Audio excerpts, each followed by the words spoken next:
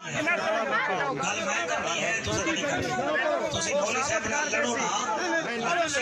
اگر تم نے اپنی ماں کا دودھ پیا ہو تو مجھ سے آ کر بات۔ السلام علیکم ورحمۃ اللہ وبرکاتہ۔ ایک کہاوت تو بہت مشہور ہے جو آپ نے سنی ہوگی کہ مر گیا مردود جس کی فاتحہ نہ درود۔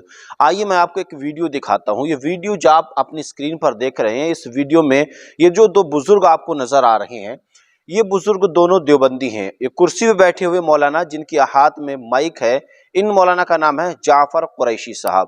یہ جعفر قریشی صاحب پاکستان کے رہنے والے ہیں، اور ان کے سامنے جو دو بزرگ ہیں جو ان سے بحث کر رہے ہیں، یہ بحث اور مباحثہ کس بات کے اوپر ہو رہا ہے، شاید آپ نے کبھی سوچا بھی نہیں ہوگا کہ یہ بات یہاں تک پہنچ جائے گی۔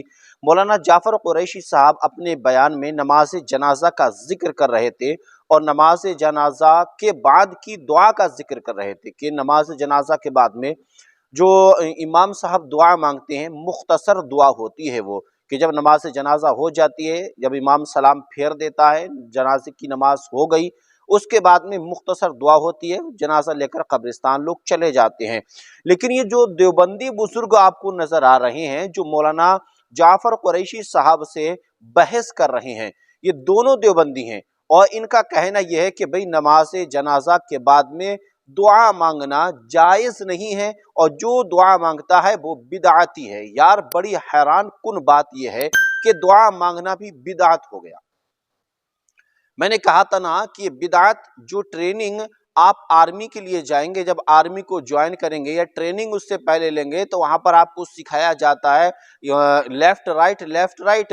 اسی طریقے سے جب آپ دیوبندیوں کو دیکھیں گے، ان کی یہاں دو چیزیں سکھائی جاتی ہیں۔ آرمی میں سکھایا جاتا ہے لیفٹ رائٹ، اور دیوبندیوں میں سکھایا جاتا ہے شرک بدعت۔ انہوں نے دعا مانگنے کو بھی بدعت بنا دیا، اور دعا مانگنے والے کو بھی بدعتی کہنا شروع کر دیا، اور کہا یہ ناجائز ہے۔ لیکن دیوبند کا ہی فتویٰ ہے کہ یہ جائز اور مستحب اور مستحسن عمل ہے کہ کوئی اگر نماز جنازہ کے بعد میں دعا مانگتا ہے۔ تو یہ مولانا جعفر قریشی صاحب سے جو بحث اور مباحثہ کر رہے ہیں، یہ دونوں بزرگ دیوبندی ہیں۔ مولانا جعفر قریشی صاحب کہہ رہے ہیں کہ آپ کے دیوبند کا فتویٰ ہے بھئی کہ نماز جنازہ کے بعد میں مختصر دعا اگر کوئی کر دیتا ہے یا ہو جاتی ہے تو کوئی بات نہیں ہے، نیک عمل ہے، کر لے، اس میں وہ کوئی بات نہیں، درست ہے۔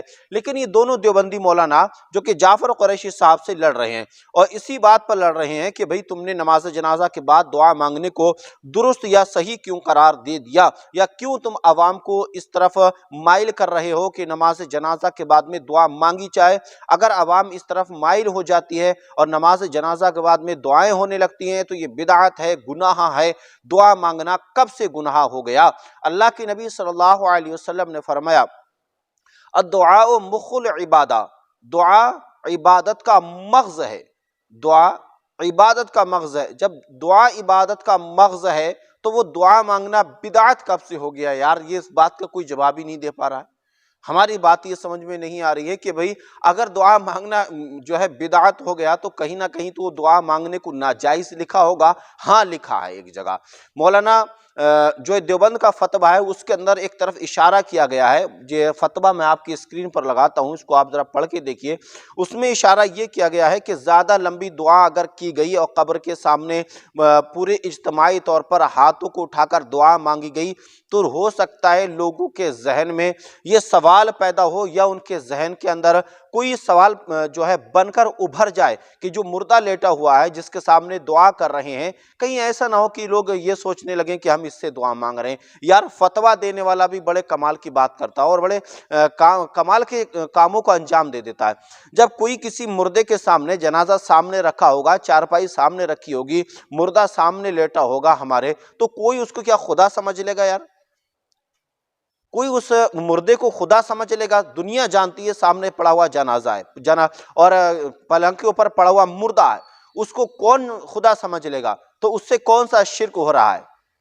تو کہتے ہیں کہ اسی اعتبار سے کوئی اس کو خدا نہ سمجھ لے، اس لیے دعا مانگنا ناجائز اور حرام ہے۔ وہیں دوسری طرف دارالعلوم دیوبند کہتا ہے کہ نماز جنازہ کے بعد قبرستان میں تدفین کے بعد، یعنی جب مردے کو دفن کر دیا جائے، تدفین کے بعد میں مردے کے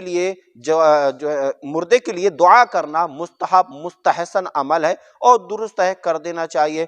تو یہ عوام جو ہے، یہ دیوبندی مولانا جو ہیں، مولانا قریشی صاحب سے، جعفر قریشی صاحب سے کس طریقے کی بحث اور مباحثہ کر رہے ہیں، اتنی بڑی بحث ہوئی ہے، پوری 1 گھنٹہ تک بحث ہوتی رہی۔